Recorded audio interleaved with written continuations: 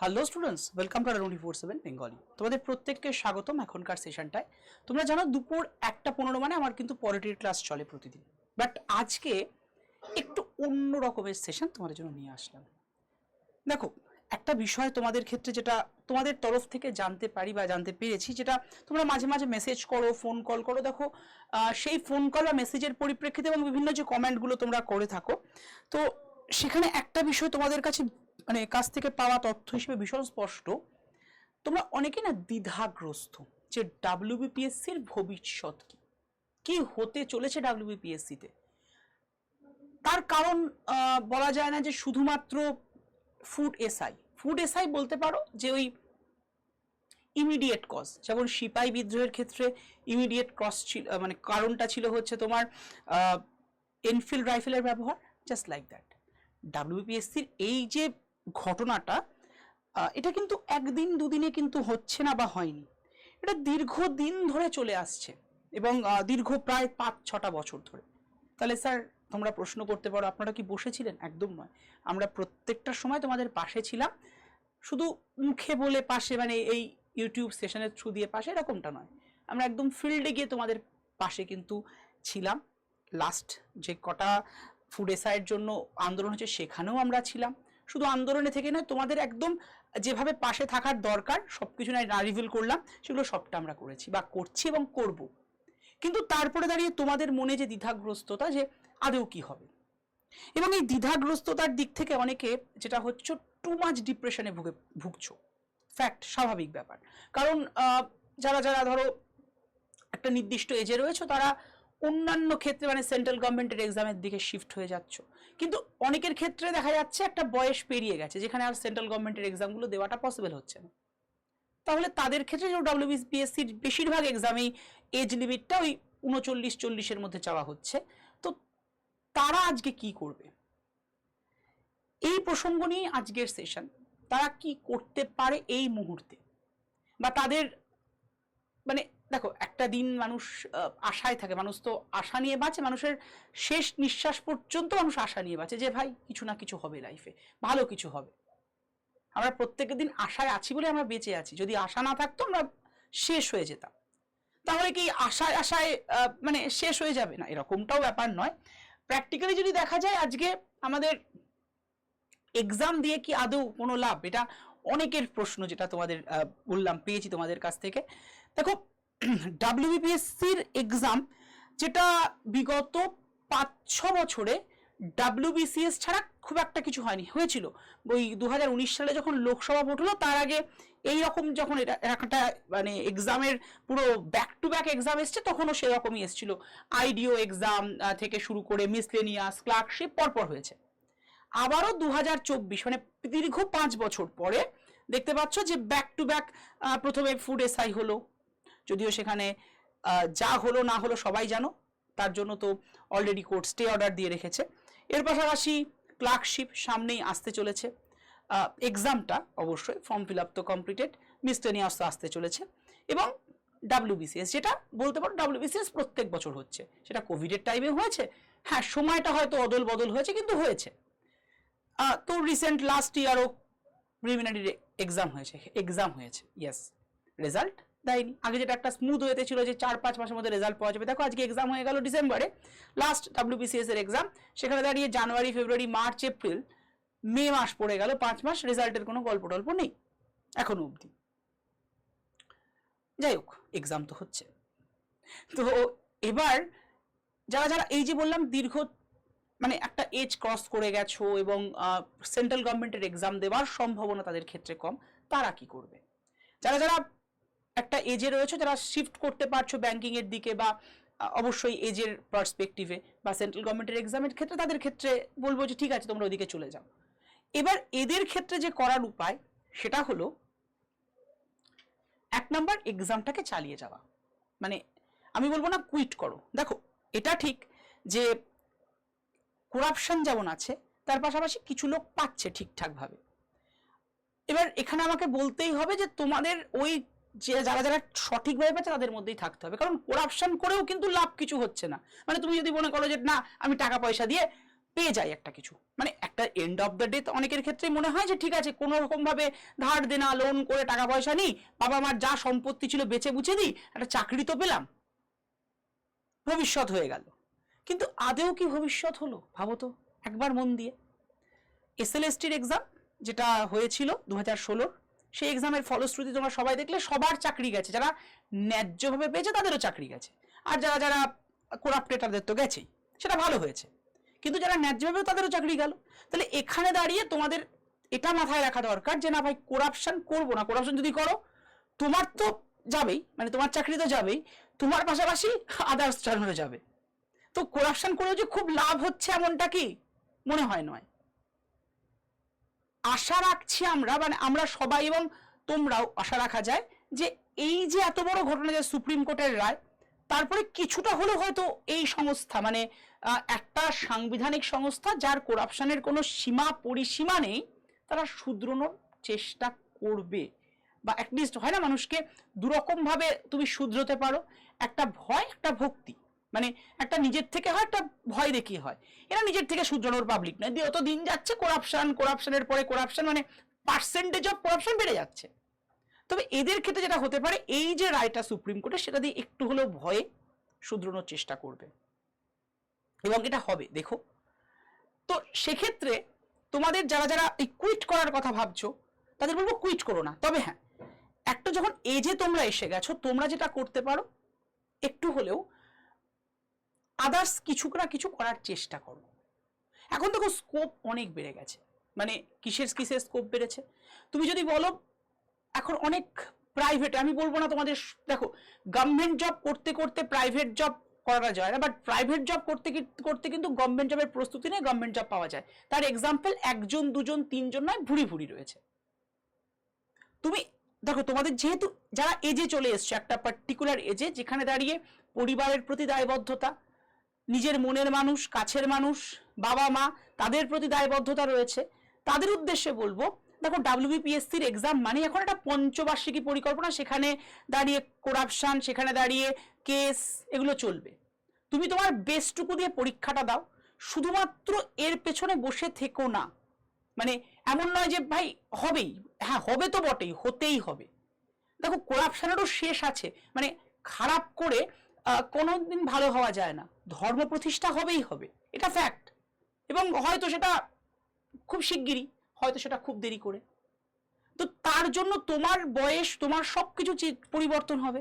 তো এখন দাঁড়িয়ে যেটা তোমাদের করণীয়, যারা যারা ওই যে বললাম এজে চলে এসছো, যারা যারা অন্যান্য ট্র্যাকে চলে গেছো, মানে ব্যাংকিং সেক্টর বলো, রেলওয়ে বলো, বা সিজিএল, সিএইচএসএল, এমটিএস, তাদের জন্য ঠিক আছে, তারা ওইদিকে পুরোপুরি ফোকাস করে ফেলো। আর যারা যারা ডাব্লিউবিপিএসসি নিয়েই বসে আছো, মানে ডাব্লিউবিসিএস ছাড়া অন্যান্য এক্সামগুলোর জন্য মেনলি অনেকেও তো আছো, যারা যারা অন্যান্য এক্সামকে ফোকাস করে আছো, তাদেরকে বলবো আমি, এক্সাম তো অবশ্যই দাও ডাব্লিউবিপিএসসি, সেটাকে বাদ দিও না। দিনের মধ্যে 4 থেকে 5 ঘন্টা তোমার জন্য বরাদ্দ থাকুক এক্সামের পড়াশোনার জন্য। এই 4-5 ঘন্টা বাড়ির বাইরে, মানে ভূমিকম্প, আয়লা, ফণি, ননি যা হয়ে যাক, কিচ্ছুর দিকে মন দিও না। ওই 4-5 ঘন্টা তোমার পড়াশোনা, মানে পড়াশোনাতে তুমি ফোকাস করবে। আর আমাদের চ্যানেল বা এগুলো তো রয়েছে তোমাদেরকে হেল্প করার জন্য। প্রত্যেকটা দিন আমাদের এখানে কিন্তু ডাব্লিউবিপিএসসির উপরে ক্লাস দুপুরে 1:15 চলছে, দুপুর 2টোয় চলছে, এগুলো চলছে, তোমরা জানোই আশা করি। কিন্তু তোমাদেরকে আমি যেটা বলবো সেটা হচ্ছে, যদি পারো একটু একটু হলেও শিফট করো, মানে শিফট করো মিন একটু আদার্স কিছুর দিকে মন দাও। অনেকেই বলছো মানে তোমরা টিউশন, যেটা তোমাদের থেকে বেশি টিউশন করছো, একদমই সেটা করতে পারো, যেটা দিয়ে তোমার একটু হলেও হাত খরচটা চলে, যেহেতু তোমাদের অনেকেরই বলেছো এজ হয়ে গেছে। আর আরেকটা জিনিস করতে পারো, এখন যেহেতু স্কোপ অনেক বেড়ে গেছে, এআই এর স্কোপ, তোমরা এআই এ কিন্তু যেতে পারো। এবারে এআই এর জন্য যেটা সবচেয়ে বেশি, মানে দেখো অনেকেই বলবে স্যার আমি তো আর্টস ব্যাকগ্রাউন্ড, আমি তো কমার্স ব্যাকগ্রাউন্ড, আমার তো সায়েন্স ছিল না, বা আমি ইঞ্জিনিয়ারিং ব্যাকগ্রাউন্ড থেকে নয়, তাহলে আমি এআই কে বুঝবো কি করে, বা এগুলো নিয়ে চলবো কি করে। তাদের উদ্দেশ্যে বলে রাখি যে এআই বা এই ধরনের যে জায়গাগুলো, ওয়েব ডেভেলপমেন্ট বা বলতে পারো ডিজিটাল মার্কেটিং বলতে পারো, যার এখন কিন্তু প্রচন্ড পরিমাণে স্কোপ বেড়ে গেছে, তোমরা এই দিকে একটু হলেও শিফট বা টার্ন নিতে পারো। এবং এর জন্য যে কোনো দেখবে অনেক অনলাইন সংস্থা বা অনেক কিছু আছে যেগুলো তোমাদেরকে এই হেল্পটা কিন্তু করে দেবে। যেমন চ্যাট জিপিটি খুব ভালো জিনিস, যেখানে তোমার এআই দিয়ে অনেক কিছু তুমি করতে পারো। ওয়েব ডেভেলপমেন্ট, যার মধ্যে পাইথন বা বিভিন্ন কোডিং এর সেকশনসগুলো আসে, ডিজিটাল মার্কেটিং যার মধ্যে এসইও থেকে শুরু করে আরো অনেক কিছু পড়ে, এগুলোর বাজার কিন্তু আজকে অনেকটাই ডেভেলপ। তোমরা যদি এগুলো সম্পর্কে ওয়াকিবহাল না থাকো তাহলে একটু জেনে নাও, গুগল করলেই জানতে পারবে, ইউটিউব সার্চ করলেই জানতে পারবে, এগুলোর সাথে একটু অ্যাকাস্টাম টু হতে পারো। যদি তুমি মনে করো যে সেকেন্ড অপশন হিসেবে কি রাখবো, হাতের পাঁচ এই সময়টাকে চালানোর জন্য, কারণ দেখো তোমার লক্ষ্য সরকারি চাকরি পাওয়া, এটাকে তুমি কখনো ভ্রষ্ট হয়েও না, লক্ষ্যটাকে লক্ষ্যই রাখো, কিন্তু তার পাশাপাশি এইরকম কিছু সাইড বাই সাইড যদি তোমার ইনকামটা, ধরো তোমার যদি ফ্যামিলি ব্যাকগ্রাউন্ডে কোনো চাপ না থাকে তাহলে অসুবিধা নেই, কিন্তু আমাদের ওয়েস্ট বেঙ্গলের স্টুডেন্টদের ক্ষেত্রে একটা বড় সড়ো প্রবলেম, কারণ এখানে সবাই বেশিরভাগই মধ্যবিত্ত স্টুডেন্ট, মানে নিম্ন মধ্যবিত্তই বলা যায়। তো তাদের ক্ষেত্রে একটা বয়সের পরে ফ্যামিলিকে হেল্প করার দরকার 100% হয়। তারা মনে করলে বিভিন্ন যে এই যে কোর্সগুলোর হয় সেগুলোতে জয়েন হতে পারো। তার জন্য আন্ডার 24/7-ও কিন্তু চ্যাট জিপিটির কোর্স আসছে, 17ই মে থেকে শুরু হচ্ছে। যারা যারা মনে করছো এনরোল করে নিতে পারো যদি তুমি চাও তো। এছাড়া ওয়েব ডেভেলপমেন্ট কোর্স তো যেটা পাইথন শেখানো সেটা তো অলরেডি স্টার্টেড, এবং তার পাশাপাশি আমাদের ডিজিটাল মার্কেটিং এর কোর্স তো কদিন আগে শেষ হয়েছে। যদি মনে করো তোমরা চ্যাট জিপিটিতে ভর্তি পারো, দারুণ স্কোপ রয়েছে। এবং দেখো সরকারি চাকরি তো তোমার আছে, চ্যাট জিপিটিতে কি সুবিধা হবে, তুমি ঘরে বসে, বেশিরভাগ কোম্পানি কিন্তু ফ্রিল্যান্সিং তোমাকে দিয়ে থাকে, এবং অ্যাভারেজে তোমার ওই 20,000, 25,000, 30,000 টাকা তুমি আরামসে ইনকাম করবে মাসে, যদি সঠিকভাবে চলো। এবার স্যার এখানে কি শিখিয়ে দেওয়া হবে তুমি কিভাবে মানে কোন কোর্সের মানে কোথায় কোথায় অ্যাপ্লাই করবে, একদমই এখানে পুরোটা দেখানো হবে, তুমি কোন মানে কোথায় কোথায় অ্যাপ্লাই করতে পারবে, কিভাবে অ্যাপ্লাই করতে পারবে, সমস্ত হেল্প তোমাকে করে দেওয়া হবে। এবং সংস্থাগুলোকেও বলে দেওয়া হবে যাতে করে তুমি ঘরে বসে একটা নির্দিষ্ট টাইম দিয়ে, ধরো 2 থেকে 2.5 ঘন্টা, যে সময়টা তোমরা অনেকেই মোবাইল স্ক্রলিং করে ইনস্টা, ফেসবুক, হোয়াটসঅ্যাপের চ্যাট করে কাটিয়ে দাও, ওই 2 থেকে 3 ঘন্টা তুমি দিয়েও ঠিকঠাকভাবে যদি 2 থেকে 3-4 ঘন্টা দিয়েও তুমি কিন্তু 20 থেকে 25,000 টাকা, যেটা একটা আমাদের ওয়েস্ট বেঙ্গলের ক্ষেত্রে একটা ফ্যামিলি চালানোর জন্য ঠিকঠাক আর্নিং, আমি বলবো না একদম বিশাল কিছু আর্নিং, একটা ডিসেন্ট আর্নিং বর্তমানের এই যে পরিস্থিতি তাতে দাঁড়িয়ে। তো সেটুকু তুমি কিন্তু ফ্যামিলির পাশে হেল্প করতে পারো। তো তোমরা এইভাবে নিজেদেরকে একটুখানি ডেভেলপ করো, দেখবে তোমার যে টেনশন বা ডিপ্রেশন, ওভার থিঙ্ক করছো তো অনেকে, সেগুলো থেকে অনেকটাই মুক্তি পাবে। 3-4 ঘন্টা তোমার জাস্ট ডেডিকেটেডলি ওই জায়গাটায় দাও, মানে নিজের জব যখন পেয়ে যাবে 4-5-6 মাসের মধ্যে তুমি নিজেকে একটা জায়গায় তৈরি করতে পারবে, 5-6 মাসের মধ্যে। আর এগুলোর ক্ষেত্রে জবের মানে স্কোপ অফ জব অনেক বেড়ে গেছে এখন, অনলাইন স্কোপ, তো সেগুলো তুমি জয়েন করতেই পারো। এর পাশাপাশি তোমাদেরকে একটা জিনিস বলবো, যেটা হচ্ছে যে ডাব্লিউবিপিএসসির এক্সামটাও দিতে থাকো। ডাব্লিউবিপিএসসির এক্সামের জন্য তোমার 4-5 ঘন্টা, মানে ডেলি, আমি যদি ডেলি বেসিসে দেখি, তোমার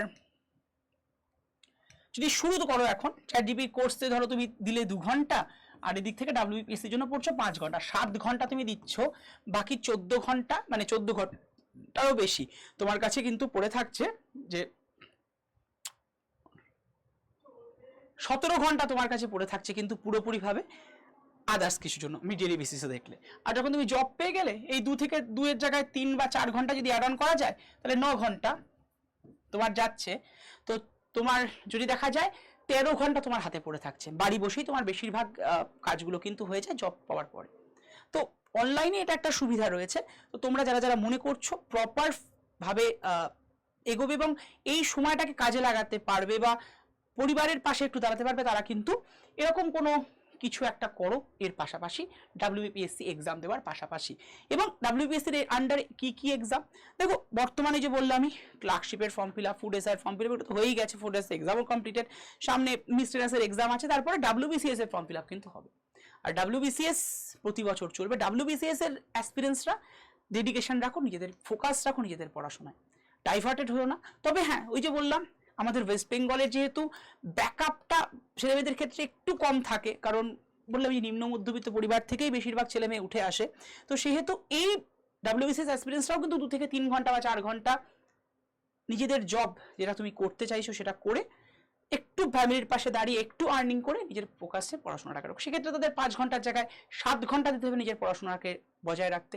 ডাব্লিউবিসিএস এর ক্ষেত্রেও স্যার করাপশন হচ্ছে, কিন্তু সেক্ষেত্রে বলবো পরিমাণটা কম। হ্যাঁ, যদিও সিট খুবই কম থাকে, করাপশনের মাত্রাটা তুলনায় কম, কিন্তু ফোকাস তোমাকে মানে কখনো ডিস্ট্রাক্টেড হবে না, এটা তোমাদের প্রত্যেককে বলবো। তো এক্সামগুলো ডাব্লিউবিপিএসসিতে যারা যারা এক্সাম দিচ্ছ, দিতে থাকো, তার পাশাপাশি নিজেকে সেকেন্ড একটা অপশনের ক্ষেত্রেও বজায় রেখে যাও। দেখবে একদিন না একদিন এই যে মানে একটা ধর্মযুদ্ধই ওয়ান টাইপ অফ বলা যায়, এটা কোথাও গিয়ে থামবে এবং সত্যের জয় হবে। তোমরা তোমাদের যোগ্যতা প্রমাণ পাবে। আজকে দেখো প্রচুর চাকরি প্রার্থী যারা যারা 2016 সাল থেকে ভুক্তভোগী হয়েছে, যারা সত্যি সত্যি চাকরিটা পাওয়ার যোগ্য ছিল তারা পায়নি, তারা কিন্তু আজকে গিয়ে কোথাও মনের দিক থেকে ঠিকঠাক যে হ্যাঁ যা হয়েছে ভালো হয়েছে। এরা করাপ্টেড, মানে অনেকে বলছো যে হ্যাঁ কেন এরা একটা ফ্যামিলি তৈরি করে ফেলেছিল, সবকিছু হয়েছিল, তারপরে কেন এটা হয়েছে। আমি তো বলবো তোমরা কি মনে করো অবশ্যই কমেন্ট বক্সে। আমি তো বলবো বেশ হয়েছে এসএলএসটি যে ঘটনাটা ঘটেছে, কারণ তুমি ভাই কোরাপ টাকা দিয়ে কতগুলো মানুষের সঠিক ন্যায্য পাওনাকে কেড়ে নিয়েছো। আমি এটা এটা টিচারের যোগ্যতা, মানে হাউ ইজ ইট পসিবল? কত মানুষের ন্যায্য পাওনাকে তারা কিন্তু কেড়ে নিয়েছে। এটা ঠিক এক প্রকারের ঠিক হয়েছে। হ্যাঁ, এবার এখানে এক প্রকারের ভুলও আছে, যারা যারা সত্যি সত্যি পেয়েছিল ন্যায্যভাবে তাদের জবটাও কিন্তু গেছে। তবে হ্যাঁ, এটুকু মনে রেখো, এটুকু বিশ্বাস রেখো, সত্য কখনো চাপা থাকে না, সত্যের জয় হবেই, সময় হয়তো লাগতে পারে। তো ডাব্লিউবিপিএসসিও শুধরোতে না চাইলে শুধরবেই, এবং শুধরানোর দায়িত্ব আমার, তোমার, আমাদের প্রত্যেকের। তোমাদের লড়াইয়ের সব সময় পাশে 24/7 বেঙ্গলি ছিল, আছে এবং ভবিষ্যৎ দিনেও থাকবে। তো ভালো থেকো, সুস্থ থেকো এবং ওভার থিঙ্কিং, ডিপ্রেশন কাটিয়ে নিজেকে একটু অন্যভাবে ফ্লোরিশ করার চেষ্টা করো। সেকেন্ড একটা অপশনের কথাও ভাবো এবং তার পাশাপাশি নিজের পরীক্ষার প্রিপারেশনকেও চালিয়ে যাও। কারণ তুমি মনে রেখো, তুমি ঠিকঠাক থাকলেই তোমার পরিবার, তোমার মনের মানুষ, তোমার কাছের মানুষ, তোমার মা বাবা ভাই বোন এরা কিন্তু ঠিক থাকবে। তুমি তাদের অবলম্বন। তো নিজেকে এই জায়গাটায় দৃঢ়তা বজায় রেখো। চলো এখনকার মতো এখানে এন্ড করছি। আর প্রত্যেক দিন দুপুর 1:15 24/7 বেঙ্গলি চ্যানেলে ক্লাস দেখতে ভুলো না ডাব্লিউবিপিএসসির ওপরে, এবং টপার চ্যানেলে 24/7 ডাব্লিউবিসিএস টপার আমাদের সেকেন্ড চ্যানেল, সেখানে কিন্তু ডাব্লিউবিসিএস এবং মিসটেন্সের উপরে বিকেল 5টার সময় ক্লাস দেখতে ভুলে যেও না। আর এই যে সেশনসগুলো আমাদের এখানে চলবে বা চলছে প্রত্যেক দিন, সেই ক্লাসগুলোই জয়েন হওয়ার জন্য ফ্রিতে ক্লাস পিডিএফ পাওয়ার জন্য একটা নাম্বার বলছি, সেই নাম্বারে হোয়াটসঅ্যাপ করে হাই লিখে পাঠিয়ে দাও। নাম্বারটা হচ্ছে 7908913089। আর তোমাদের যদি প্রশ্ন থাকে অবশ্যই সেম নাম্বারে হোয়াটসঅ্যাপ করে রাখতে পারো। অবশ্যই আমাদের যে আছেন পুরো বিষয়টা দেখছেন, সে তোমাদের রিপ্লাই করে দেবেন। নাম্বারটা আবারও বলে দিচ্ছি 7908913089। এই নাম্বারে হোয়াটসঅ্যাপ করে হাই লিখে পাঠিয়ে দেবো। চলো ভাই, ভালো থেকো, দেখা হচ্ছে নেক্সট দিন আমাদের ক্লাসে। নেক্সট দিন মিনস আগামী সোমবার। Thank you all of you.